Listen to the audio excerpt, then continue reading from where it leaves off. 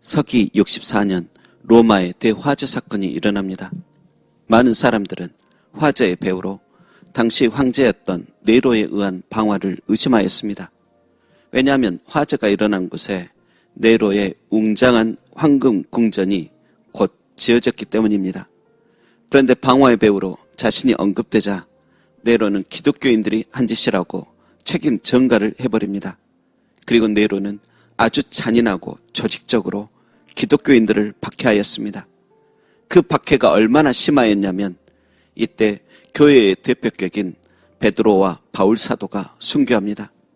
다른 성도들도 화제를 내었다는 이유로 화형당하고 콜로세움과 같은 경기장에서 맹수에 의해 잡아먹히고 검투사와 싸우게 하여 죽임당했습니다.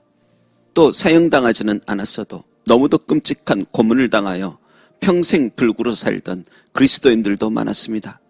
게다가 사회적인 왕따도 당해 그리스도인들은 많은 핍박과 고난을 견뎌야만 했습니다.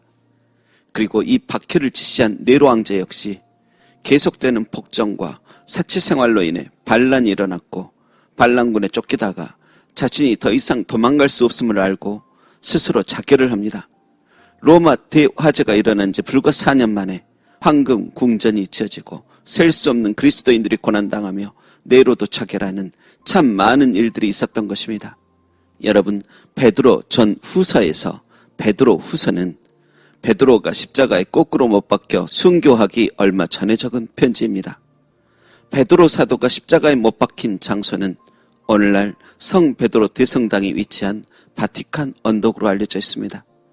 그리고 우리가 지금 읽고 있는 베드로 전서는 곧 있으면 대대적인 피바람이 부는 네로의 박해가 일어나기 불과 얼마 전으로 알려져 있습니다. 여러분, 생명체들은 곧 다가올 위기를 온몸으로 느끼는 능력이 있습니다. 하물며 성령 안에서 살아가는 베드로 사도는 오죽하겠습니까? 그렇지 않아도 요한복음 21장에 예수님께서는 베드로에게 네가 젊어서는 스스로 띠띠고 원하는 곳으로 다녔거니와 늙어서는 네 팔을 벌리리니 남이 네게 띠띠우고 원하지 아니하는 곳으로 데려가리라며 예언하셨습니다. 그리고 바로 그 뒷구절에 이렇게 말씀하십니다. 이 말씀을 하시면 베드로가 어떠한 죽음으로 하나님께 영광을 돌릴 것을 가리키심이러라. 여러분, 베드로는 예수님께서 하신 말씀은 반드시 이루어진다는 것을 제자로 살아갈 때, 또 새벽닭 울 때, 깊은 밤 물고기를 잡으며 밤새 어탕칠 때 누구보다도 경험하여 아는 사람입니다. 그렇다면 자신이 어떻게 죽을지 예수님이 친히 가르쳐 주셨는데 이제 사회의 분위기를 보니 자신이 어떠한 죽음으로 하나님께 영광을 돌리게 될지 성령님 안에서 감동이 오는 것입니다. 이제 곧이겠구나. 내가 아버지 하나님께 돌아갈 날이 거의 다 왔구나. 그것을 느끼면서 베드로 전 후서를 기록하는 것입니다.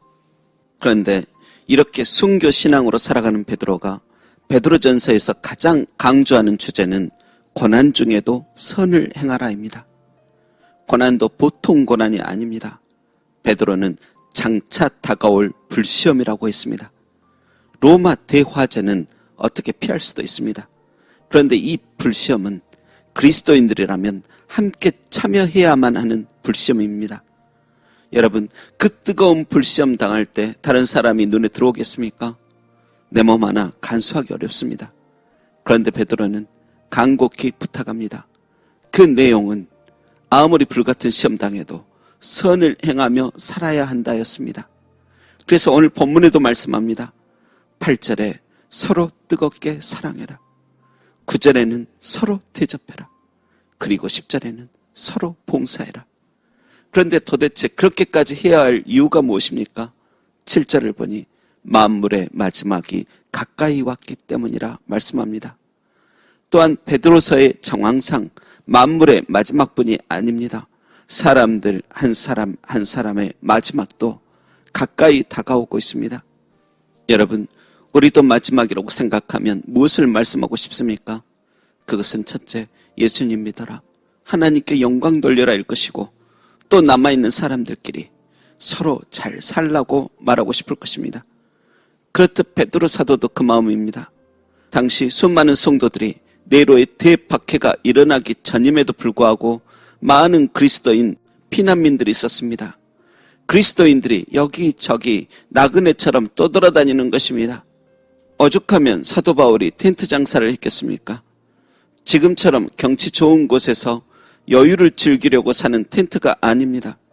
셀 수 없는 수많은 사람들이 어떤 이는 가난 때문에, 어떤 이는 신앙 때문에, 그리고 로마의 여러 경제적, 사회적 환경 때문에 집도 없이 여기저기 떠드는 사람들이 너무 많아 텐트가 필요했던 사람들도 많은 것입니다. 여러분, 한국의 예가요 중에 나그네 서름이란 곡을 들어보면 오늘도 걷는다마는 정처 없는 이 발길, 지나온 자옥마다 눈물 고였다 하며 슬프게 노래 부릅니다. 그런데 당시 신앙인들 중에도 이렇게 오늘도 걷는데 지나온 자옥마다 눈물 고이며 정처 없는 발길을 걷는 이들이 많았습니다. 그렇다면 그 나그네된 신앙인들이 너무 허기지고 그 몸 지칠 때 도움이 필요한데 솔직히 마음속에선 누구에게 도움받고 싶겠습니까? 이왕이면 형제 자매라 부르던 신앙인들에게 도움받기를 바랄 것입니다. 하지만 그런 것 가릴 처지도 안 됩니다. 여러분, 베드로는 그 마음을 알고 서로 대접해라, 서로 봉사해라, 서로 사랑해라 말한 것입니다. 내 형제 자매된 그리스도인들이 사랑해 주지 않으면 아무도 그들을 사랑해 주지 않기에 너희가 먼저 사랑해 주어라, 대접해 주어라, 봉사해 주어라 하신 것입니다. 그런데 사랑, 대접, 봉사라는 것이 처음에는 즐겁고 할만합니다. 하지만 받는 이가 속도 없이 대접받는 것을 당연하게 여기거나 또 아무리 좋은 봉사도 반복되고 계속되면 원망이 생기고 점점 하고 싶지도 않습니다. 여러분, 그래서 억지로 마지못해 하는 것이 아닌 11절에 누가 봉사하려면 하나님이 공급하시는 힘으로 하는 것 같이 하라고 말씀하십니다. 하나님이 공급하시는 힘으로 하지 않으면 우리는 금세 지치기 때문입니다. 내가 사랑했고 내가 봉사했고 내가 대접했다 느끼면 결코 오래 할 수 없습니다.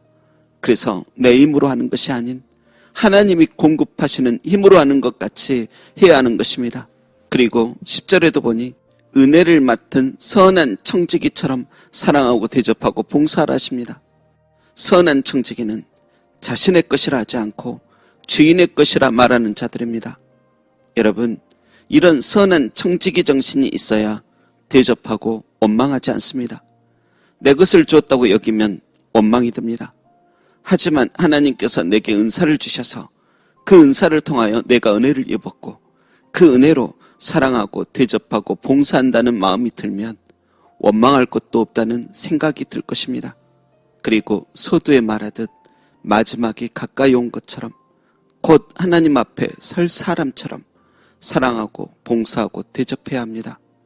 여러분, 우리는 서로 봉사하고 대접하고 사랑하면서 괜히 했다 후회할 때도 생길 것입니다.